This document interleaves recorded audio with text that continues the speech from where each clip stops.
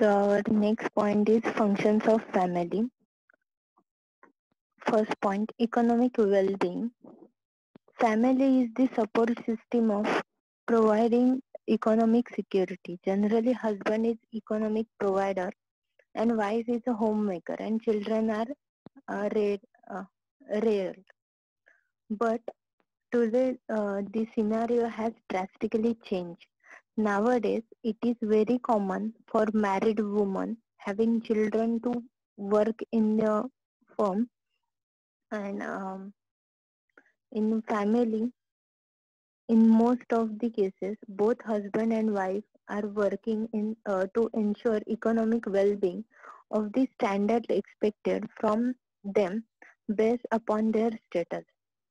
It is responsibility of husband and wife to earn sufficient income to lead a decent life for themselves and their children. Due to this, the role of women is growing in customer related decision making process.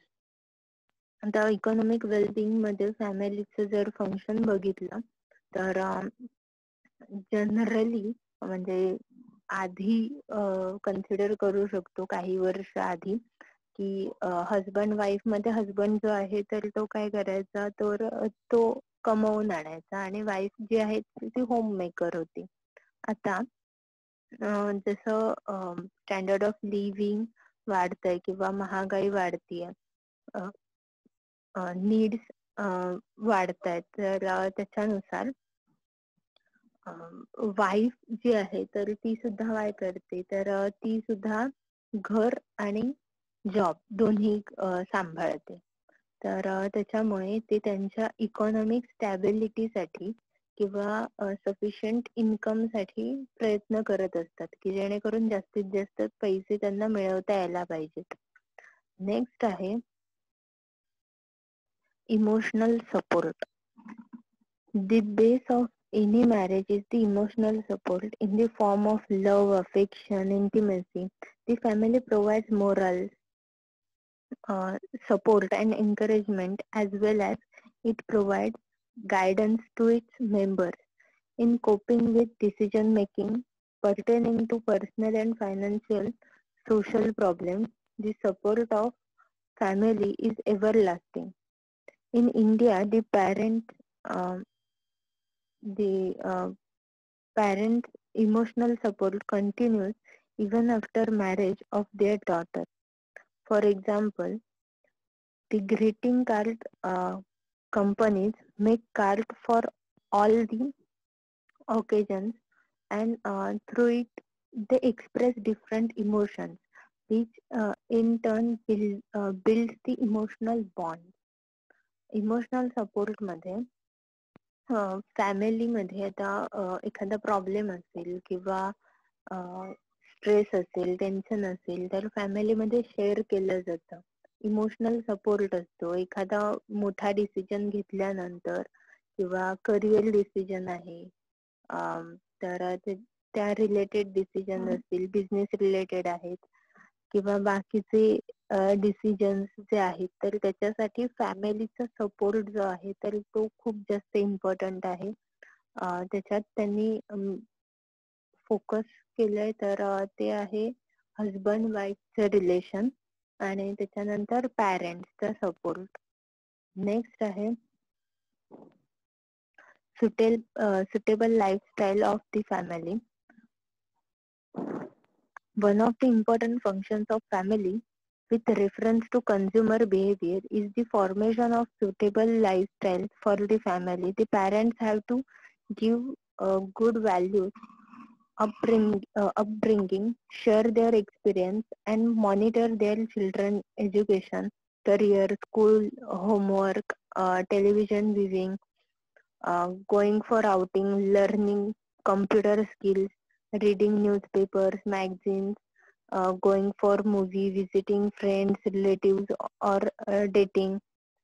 And traditionally, all members of family did things together, but the current scenario has undergone a considerable change. Now, all the members of the family are busy doing things in their own way. However, the lifestyle of family members and their dedication towards the time assigned is significantly influencing the consumption patterns. आता family lifestyle जर बघितली तर आधी चिल्ड्रनच्या related जे सगळे decision होते की त्यांचं एज्युकेशन किंवा स्कूल जे आहे तर ते कुठलं असावं, त्यांचं करिअर ऑप्शन काय असायला पाहिजे, त्याच्यानंतर त्यांचा होमवर्क जो आहे तर तो घेतला जायचा. त्यांच्याकडून न्यूजपेपर्स आहेत, मॅगझिन्स आहेत तर ते रीड करून घेतले जायचे. मूवीला घेऊन जायचं. त्याच्यानंतर एखादं फंक्शन असेल तर त्याच्यामध्ये सुद्धा एकत्र फॅमिली जात होती किंवा हॉटेलमध्ये वगैरे. पण आता करंट सिनारिओ मध्ये प्रत्येकाचे पॅटर्न जे आहेत तर ते चेंज झालेत. म्हणजे पॅरेंट्स जे आहेत तर ते त्यांच्या कामामध्ये बिझी असतात, तर त्याच्यामुळे त्यांना होमवर्क वगैरे घेण्यासाठी किंवा टेलिव्हिजन मुलं काय बघतायत, किती वेळ बघतायत ह्याच्याकडे जास्त बघण्यासाठी वेळ नसतो.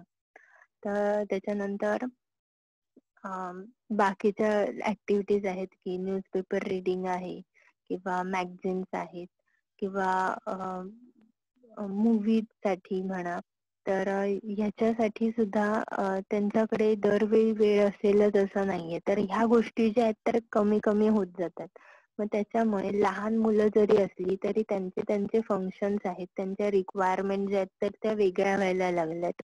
म्हणजे त्यांच्या बर्थडे पार्टीज असतील लहान मुलांच्या, त्याच्यानंतर गॅदरिंग असेल, मग त्याच्यामध्ये पण पॅरेंट प्रेझेंट राहतायत, दोन्ही पॅरेंट्स प्रेझेंट राहतायत की सिंगल पॅरेंट त्याच्यामध्ये पार्टिसिपेट होतो, या बऱ्याच गोष्टी आहेत त्याच्यामध्ये. आणि त्याच्यानुसार जे बाईंग बिहेवियर जे आहे तर ते चेंज होत आहे. म्हणजे लहान मुलांना पण मोबाईल प्रोव्हाइड केले जातात किंवा टॅब दिले जातात. आपण किंडलेचे पण कन्सिडर करू शकतो की एज्युकेशन सिस्टीम मध्ये आता त्यांनी अपग्रेडेड व्हर्जन म्हणून ते टॅब जे आहेत तर ते इन्व्हेंट केलेत. नेक्स्ट आहे socialization of family members. The socialization of family members is primary family function right from young children to adults. In case of young children, this preliminary includes the process of imparting them the basic values and behavior that is consistent with the family culture. It is the responsibility of the family to develop proper manners, morals, goals, skills, dressing and grooming styles, religious principles, and mode of behavior in society. Also include consumer socialization, which is very crucial part of consumer research and consumer satisfaction, which shows how children behave in the market. Today's parents are very much aware about the fact that children should possess good computer skills. Hence, they ensure that they learn these skills at the earliest. Socialization skills are usually imparted to a child either directly by giving instructions or indirectly through the behavior of parents and elders in the family. Socialisation मध्ये ही family जी आहे तर ती society मध्ये कशी behave करते, किती participate होतीये, कुठल्या कुठल्या प्रोग्राम्स मध्ये जातीये किंवा कुठल्या इव्हेंट्स मध्ये ऍक्टिव्हली पार्टिसिपेट होतीये. मग त्याच्यामध्ये तिथे लोकांमध्ये गेल्यानंतर म्हणजे ग्रुप ऑफ पीपल मध्ये मॅनरली बिहेव करणं किंवा बोलणं, त्याच्यानंतर त्या त्या ऑकेजन नुसार ड्रेसिंग सेन्स असेल, मग मॅरेजेस असतील किंवा एखाद्या ठिकाणी ट्रिपला गेलेलं असेल किंवा एखादं रिलिजियस फंक्शन असेल किंवा रिलिजियस इव्हेंट असेल, तर मग ह्याच्यामध्ये ड्रेसिंग सेन्स जो आहे किंवा ग्रूमिंग जे आहे तर ते वेगवेगळं आहे. किंवा रिलिजियस प्रिन्सिपल्स जे आहेत तर ते पण फॉलो केले गेले पाहिजेत. तर ह्या सगळ्या गोष्टी ज्या आहेत तर ते चिल्ड्रन फॅमिलीच्या सोशलायझेशन पॅटर्न मधून शिकत असतात. नेक्स्ट आहे role model. Once a child becomes 1 year old, he starts to understand and observe the behavior his family members such as parents, siblings, grandparents, etc. The child tries to imitate them and consider them as a role models. जेव्हा एक मूल 1 वर्षाचं होतं तेव्हा ते खूप जास्त observe करत असतं की प्रत्येक पर्सन कसा बिहेव करतोय. मग पॅरेंट्स असतील, सिबलिंग्स असतील, ग्रँड पॅरेंट्स असतील, त्याच्यानंतर ते समजून घ्यायचा प्रयत्न करत असतं आणि ते कॉपी करायला बघत असतं ते. त्याच्यानंतर नेक्स्ट पॉइंट आहे go shopping. Some children accompany their parents for shopping, which leads to an outing and is also a source of learning. Thus, mothers play an important role as a shopper. Children learn through experience and exposure various aspects like how deals are struck and what to accept or reject based on quality parameters, how to behave in public places. And they also learn to control and restrict their purchase depending on their requirement and avoid undesirable purchase. Hence, this enhance consumer buying skills in children. त्याच्यामध्ये को shopping मध्ये लहान मुलांना पण घेऊन जातात parents shopping साठी. किंवा एखादी आई जी आहे अगदी भाजी मार्केटमध्ये जरी गेली तरी सुद्धा लहान मूल जे आहे तर ते सोबत असतं. तर मग अशी जी सवय आहे की पॅरेंट्स कुठल्या पद्धतीने खरेदी करतायत किंवा त्याच्यामध्ये पॅरामीटर्स काय आहेत त्यांचे क्वालिटीचे, मग भाजी कुठल्या पद्धतीने निवडून घेतीये किंवा बार्गेनिंग करतीये, मग किती प्राइस पर्यंत गोष्टी आहेत ज्या आहेत तर त्या मिळाल्यानंतरच स्पेंड केल्या जातात. तर ह्या सगळ्या गोष्टी ज्या आहेत तरी ते चिल्ड्रनच्या माइंडवर अफेक्ट करतात आणि त्यांचे बाईंग बिहेवियर जे आहे तर त्याला इन्फ्लुएन्स केलं जातं. नेक्स्ट आहे media co-viewing. Nowadays, TV advertisements have an impact besides print media. When ads are flashed, parents educate and influence their children to analyze the ads and differentiate between true and false advertisements, ethical and unethical ads. They also learn to separate exaggerated claims. आता media को-विविंग मध्ये खूप जास्त advertisement आपण बघतो टीव्हीवर. तर त्याच्यामध्ये सुद्धा ज्या इथिकल आहेत, अनइथिकल आहेत किंवा ट्रू किंवा फॉल्स ऍडव्हर्टाइजमेंट आहेत तर त्या ज्या आहेत तर त्या सेपरेट कशा करायच्या, कशा ओळखायच्या, तर ह्या गोष्टी ज्या आहेत तर त्या पॅरेंट्स कडून किंवा त्यांच्याशी डिस्कस करून ज्या आहेत तर त्या समजतात. म्हणजे अनइथिकल आणि इथिकल ऍड्स मध्ये जरी बघायला गेलं तर परफ्युम्सच्या ऍड जर आता तुम्ही बघत असाल तर त्या कम्प्लिटली बॅन केल्यात. कारण प्रत्येक वेळी जेंट्स परफ्युमच्या वेळेला लेडीज दाखवली पाहिजे का ऍडव्हर्टाइजमेंट मध्ये. त्याच्यानंतर बाकीच्या ऍड्स मध्ये बघायला गेलं तर त्याच्यामध्ये किती ट्रुथफुलनेस आहे. तर आपण डिटर्जंटचा ऍड बघतो तर त्याच्यामध्ये व्हाईटनिंग, एवढं व्हाईटनिंग किंवा स्टेन्स जे आहेत तर ते एवढे क्लीन होतात का खरंच, तर नाही होत. तर मग ते कन्सिडर केलं पाहिजे. नाहीतर मग उद्या सेम ऍडव्हर्टाइजमेंट बघून ते प्रोडक्ट परचेस केले गेले आणि तसा तेवढा व्हाईटनिंग किंवा स्टेन्स जे आहेत तर ते गेले नाहीत तर मग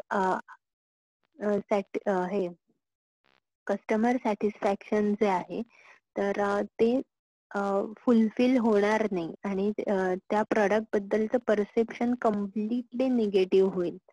आणि त्याच्यामुळे आपण जेव्हा ऑनलाईन शॉपिंग करत असतो किंवा जेव्हा ऍडव्हर्टाइजमेंट केल्या जातात, तर तिथे स्टार मार्क करून तिथे टर्म्स अँड कंडिशन्स असतात किंवा तिथे नोट लिहिलेली असते. आता पेप्सी सारखी ऍड असेल तर सलमान खान थम्सअपची ऍड आहे, सलमान खान उड्या मारत असतो, तर त्या खरंच उड्या मारतो का, तर नाही.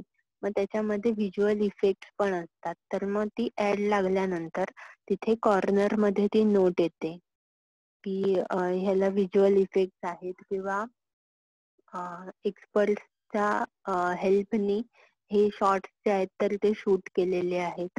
तर मग ह्याच्यामध्ये आयडेंटिफिकेशन करणं पण खूप गरजेचं आहे, जे पॅरेंट्स कडून शिकतात मुलं. नेक्स्ट आहे roles of different members need perceived and evaluation rules in family decision making.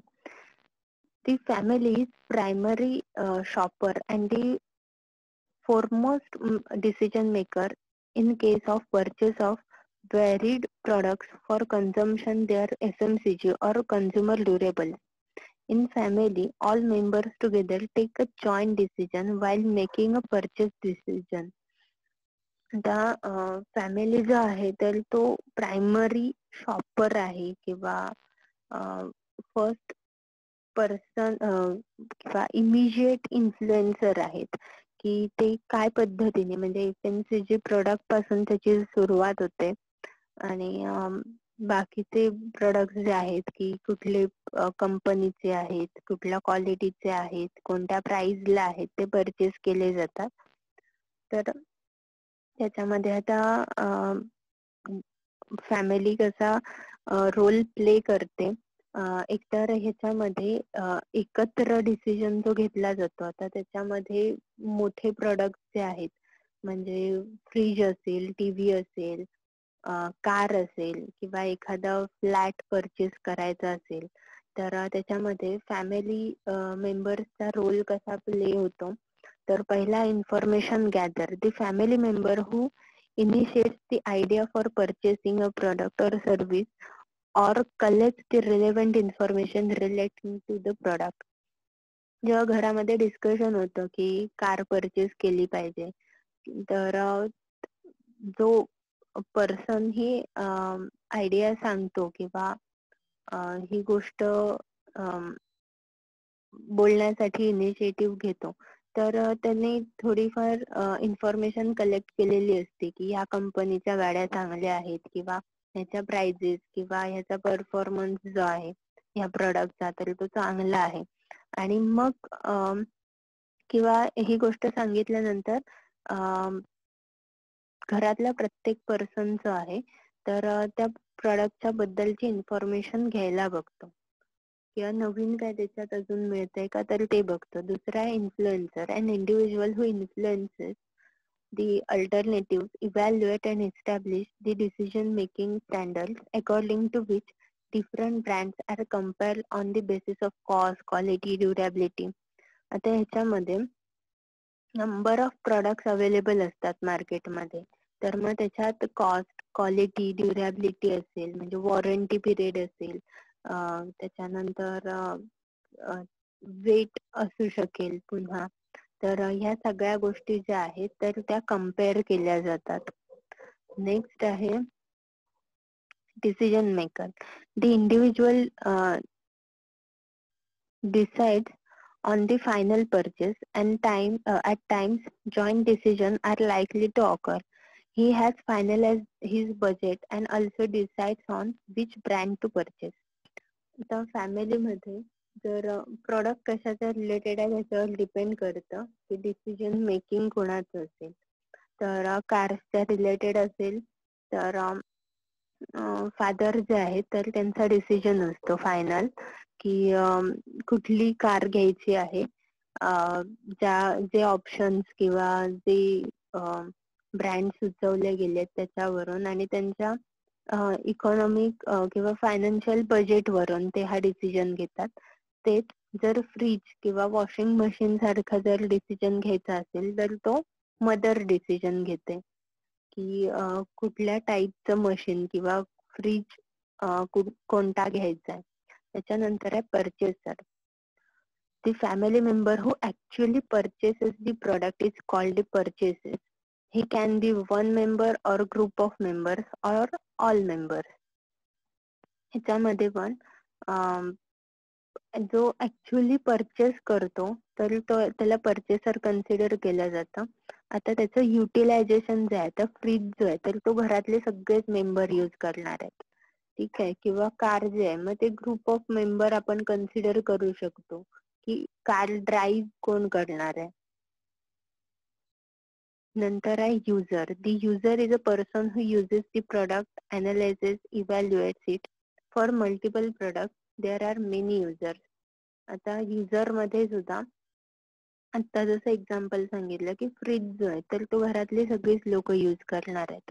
Washing machine जे आहे तर ते जनरली मदर आहे किंवा सिस्टर आहे तर त्यांचं युटिलायझेशन जास्त असणार आहे वॉशिंग मशीनची.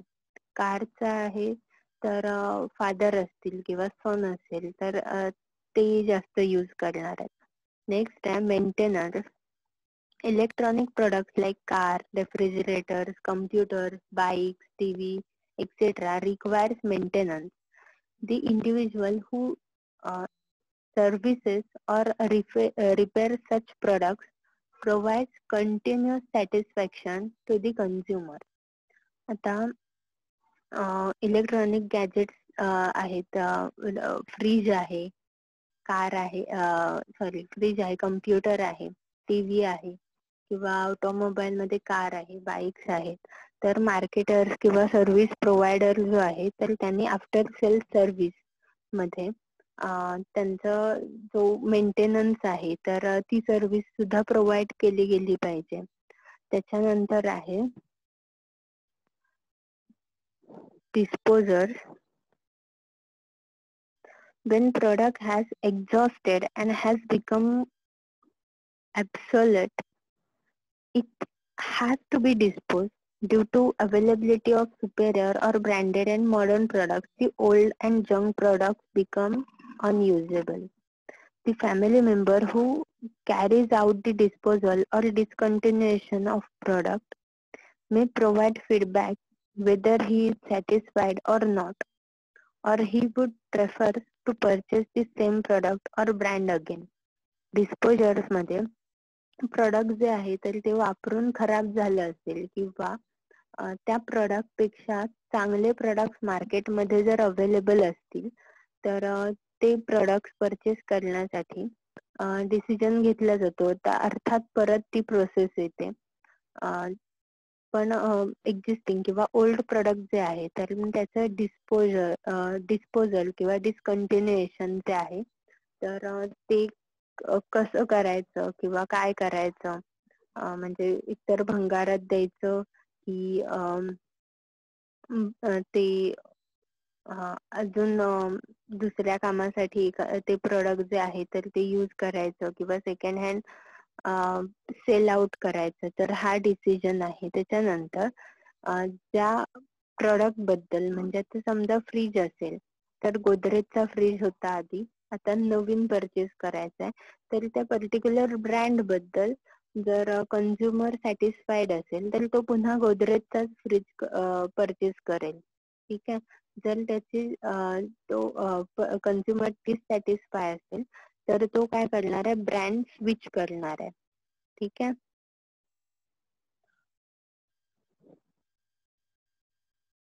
नेक्स्ट आहे factors affecting the need of the family. हे आपण नेक्स्ट लेक्चरला बघूया आता. थँक्यू.